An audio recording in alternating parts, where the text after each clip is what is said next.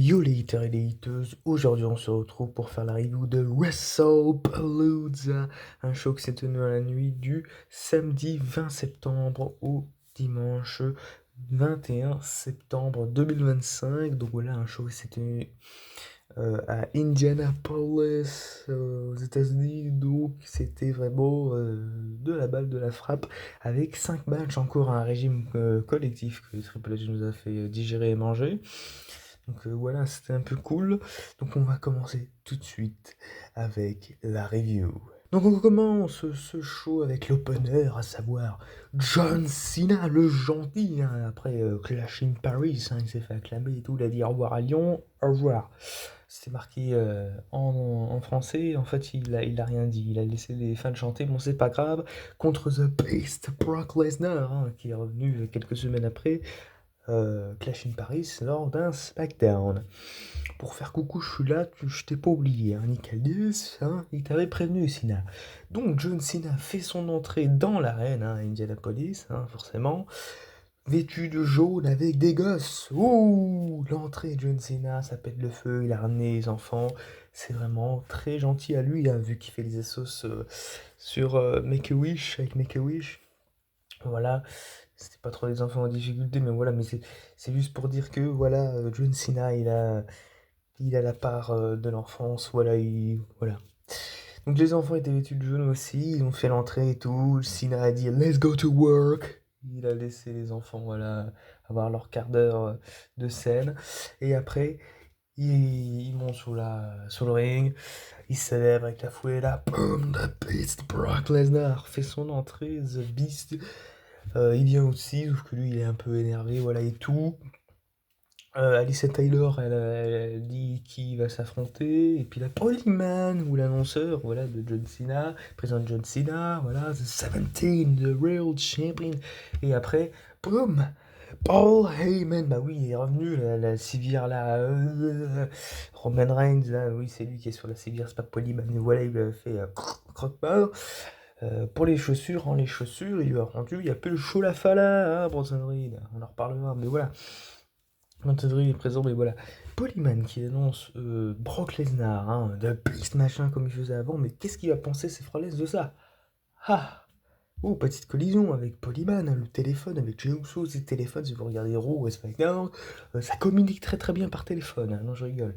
Mais voilà, c'est juste à savoir, donc après, bah, qu'est-ce qu'il a pensé ça? C'est Rollins, hein, quand il voit Polyman se rapprocher de plus en plus de Brock Lesnar, qu'il a fait son retour à Brock Lesnar, qui ne court plus après Polyman, hein, comme on le voyait quand il était avec Roman Reigns, hein, Polyman, hein.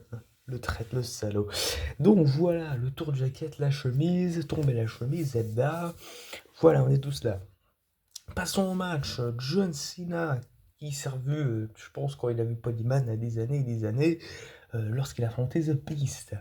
Voilà, pour le championnat unifié, mais ça, c'est fallait connaître. Donc, John Cena, il essaye de porter ses trademarks, voilà, comme d'hab. Hey hey, Attitude Adjustment, c'est pareil. Fine Knuckles, hein, You Can See Me, mais il s'est fait bien manger par les F5, un F5, deux F5, Brock Lesnar fonctionne comme ça, souplex et TPH, et voilà. Brock Lesnar qui enchaîne avec un second F5, troisième F5, Cena se dégage, Cena, hop, sur la troisième corde, boum, il assomme Brock Lesnar, il fait ce qu'il peut, ah, let's go Cena, bon, je vais pas résumer le match, mais voilà, il y a eu plein de, comme ça, de tentatives de John Cena, voilà, mais à la fin, John Cena, il a voulu porter 3 AA, Attitude Adjustment, sauf qu'après il s'est fait contrer par Brock Lesnar, un F5, deux F5, encore, bah, il a fait au total 6 F5 à John Cena, Brock Lesnar. Oh le salaud, le piste la bête, c'est pour ça qu'on le nomme comme ça. Jack Polyman l'a présenté à The Vision, pour dire ouais c'est un monde potentiel, peut-être pour Survivor Series, on va en reparler de ça aussi. Donc après, bah, Brock Lesnar finit le travail, F5, F5, F5, Jackson 5, 1, 2, 3, la victoire de The Beast, Brock Lesnar, hein, Brock Lesnar qui célèbre et tout, l'arbitre qui lui lève la main, non, fallait pas trop lever la main, hein. Oh, les mains en l'air, non, non, je crois pas, l'arbitre se mange un F5 aussi, Brock Lesnar est très énervé, hein, vu que la veille, il avait mis un F5 à Michael Cole, hein, bah, oh là là, pas Michael Cole, pardon, il voulait le faire, parce que Michael Cole voulait l'interviewer, mais c'est Corey Graves qui s'est mangé un F5, pardon, excusez-moi, pour cette information. Donc voilà, Brock Lesnar qui enlève les gants, il quitte comme Polyman, voilà, il quitte l'arène, je rigole. Et voilà, John Cena est sous les champs, voilà. On voit John Cena, voilà, par terre, sous les champs. Merci Cena de nous avoir offert ce spectacle. Marie, t'es toujours couché. Ah, mais non, le pauvre, il a la maladie du grand-père, faut le savoir. Il a trop donné sous le ring, et il se penche et se courbe. Il est toujours aussi galant avec sa femme, c'est très très bien. John Cena, très bon homme. C'est un très bon bonhomme, homme. Voilà. Donc voilà. Ce match était très très cool, malgré que Cena, voilà, il peut pas trop faire grand chose, mais voilà, il se donne un cœur joie de faire, de faire ce qu'il peut. Donc ça, il faut le respecter. Voilà, respect John Cena, acknowledge-lui, acknowledge-le. Voilà, c'est le terme, hein, comme Roman Reigns, sauf qu'il est pas là, il est à l'hosto, à l'hôpital, donc voilà. C'est un très bon match quand même. Bon, malgré qu'on s'en doutait, Brock Lesnar il avait gagné, parce que John Cena il a gagné à Clash in Paris, c'est Logan Paul, on n'a plus de nouvelles.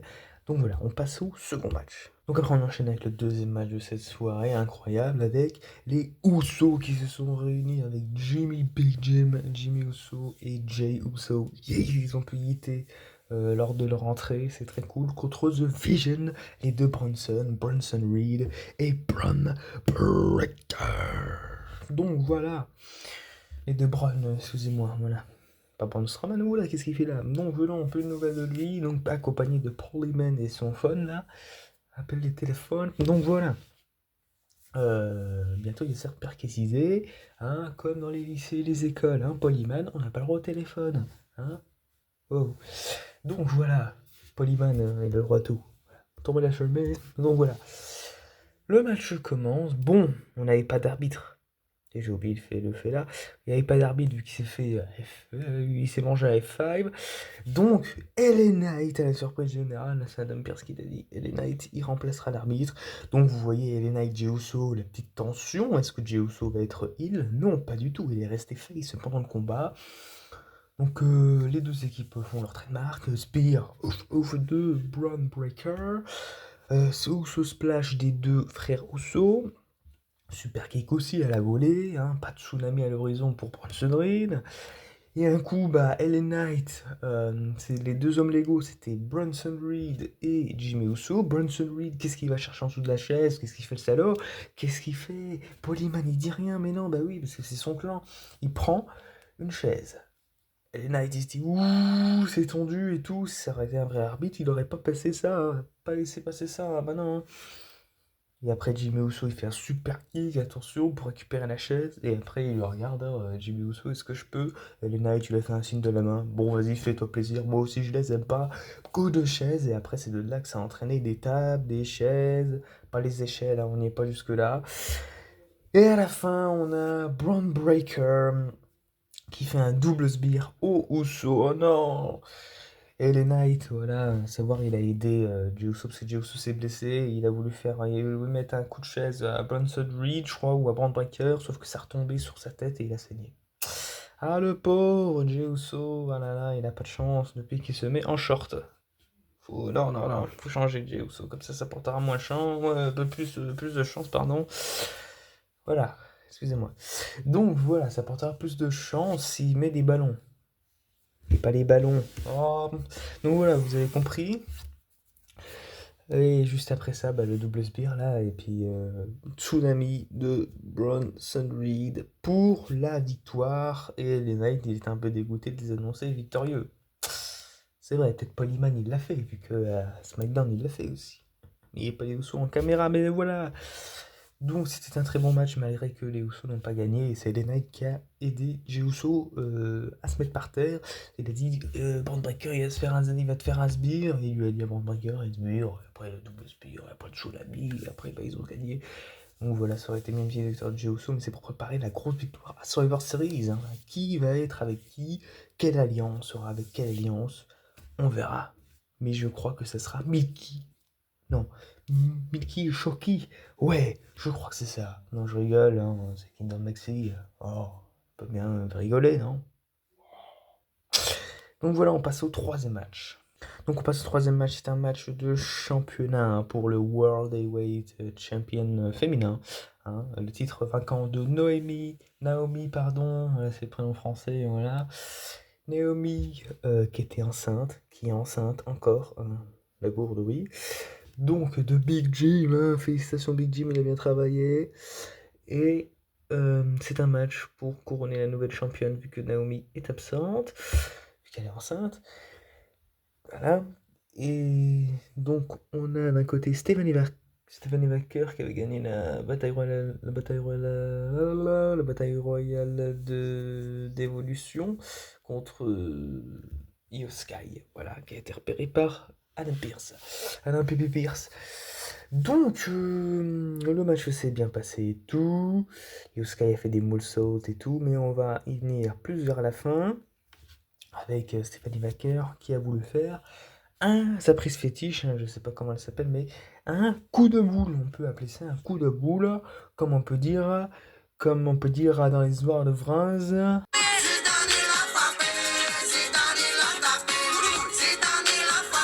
Eh bah oui, Zidane il a tapé le coup de boule. Oui, c'est à peu près ça, voilà, voilà. Ça vous avait manqué les petits audios, bah oui, je sais. Donc voilà.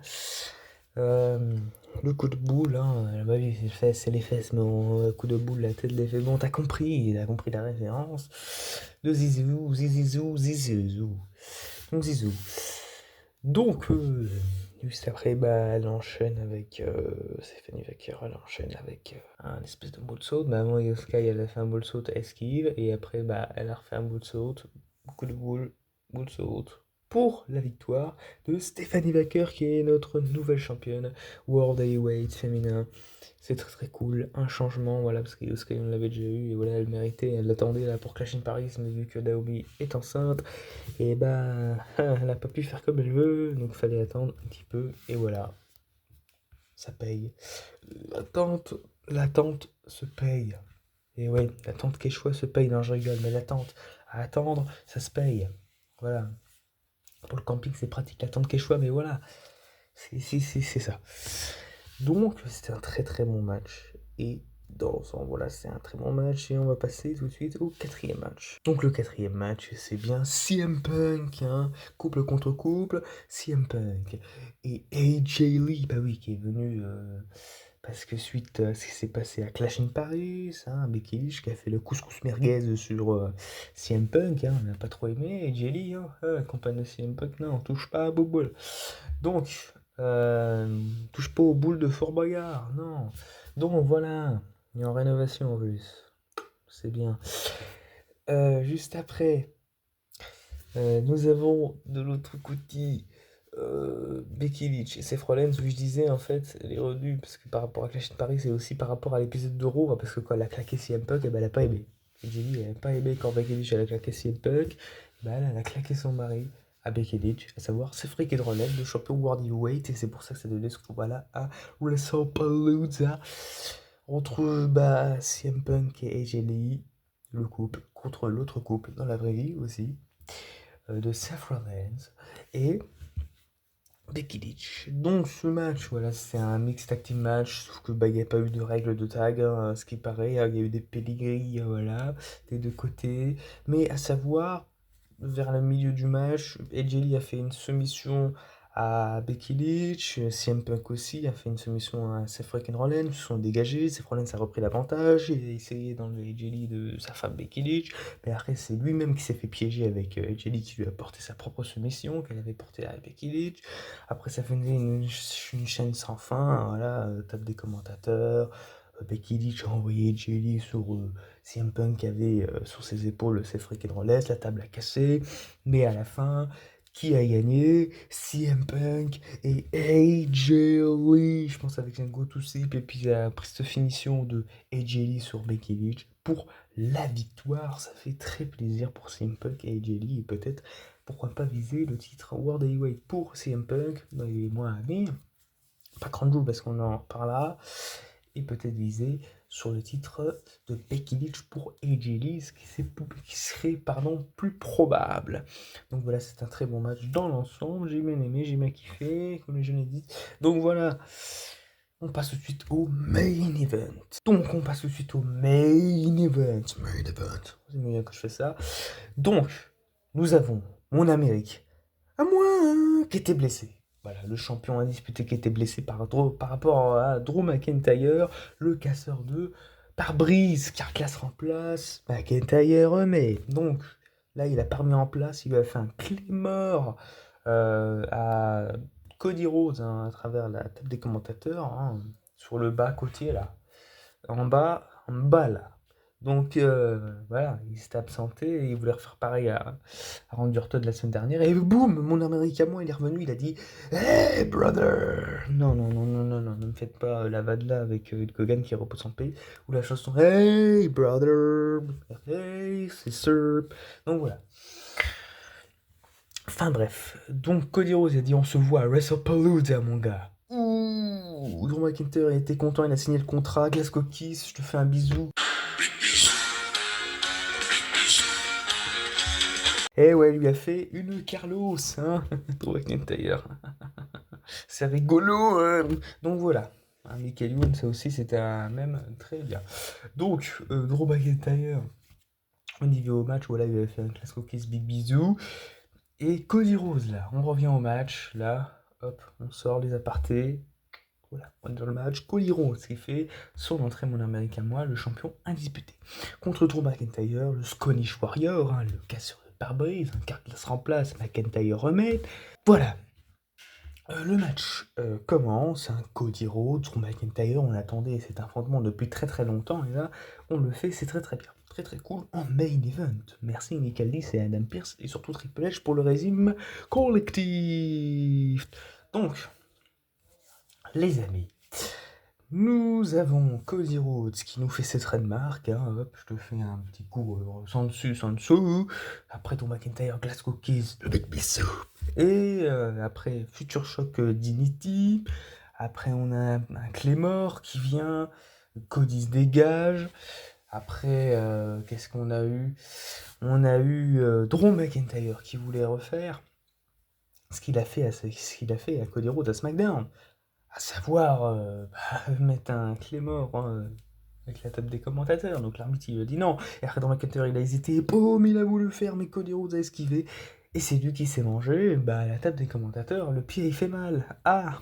Et après il a voulu enchaîner avec un Claymore dans le ring à la fin. Sauf qu'il n'a pas pu faire le Claymore vu qu'il a été keblo, il a été bloqué suite au dommage, voilà, par intérêt, hein, c'est pas une affaire judiciaire les gars. Et suite au dommage qu'il a subi hein, il y a quelques minutes plus tôt, par rapport à la table des commentateurs, il s'est mangé ouais, la revanche. Et Cody Rhodes, il a pu refaire un Crossroads Cody Cutter, un méga Cody Cutter avec un Crossroads pour la victoire. Et là, Cody Rhodes, il gagne. Et c'est très très bien, hein. On voulait un changement, mais ce n'est pas grave. Cody Rhodes, champion très crédible, voilà, il affrontera quelqu'un à Cranjou parce que juste après le show, le post-show, il s'est fait interrompre par la musique de Seth freaking Rollins. Hein. On a bien vu le face-à-face, on a compris tout de suite, comme avec Gunther, qu'on ne renvoie plus à Ding Ding Dong, qui était le champion avant World Heavyweight. Sauf que là, ça s'annonce, Seth freaking Rollins, le champion World Heavyweight, contre Cody Rhodes, le champion indisputé de bleu, pour la méga ceinture de Crown Jewel. Crown Jewel, voilà, je vous rappelle, le PLE qui va s'organiser vers début octobre. Début octobre, milieu octobre, donc voilà, c'est très bien en Arabie Saoudite, hein, bientôt le WrestleMania en Arabie Saoudite, ou le Royal Rumble, je crois que c'est l'année prochaine, je ne sais plus, il y a une tournée européenne en plus, pour fêter ça. Pizza. Donc voilà, c'était très cool, très très très cool, hein, le main event, franchement, rien à dire. Donc ouais, j'ai pas fait les pronos, ouais, pour vous dire, j'ai pas fait les pronos de WrestlePalooza, je m'en excuse, j'ai pas trop le temps, donc voilà. Mais j'ai quand même fait la review. C'est déjà ça, c'est mieux. Comme je faisais à l'ancienne, donc voilà. C'est très très bien. Pour les spéculations de Survivor Series War Games, on aurait peut-être The Vision avec accompagné de Polyman, c'est-à-dire Seth freaking Rollins, Bronson Reed, Braun Breaker et The Beast Lesnar qui sera engagé par Polyman parce qu'il a présenté à The Vision. Voilà, et Brock Lesnar a dit il faut qu'on parle. Ouh là là, faut qu'on parle. Ouh, il y a des choses à se dire, Polyman. Entre nous. Entre nous, c'est mort.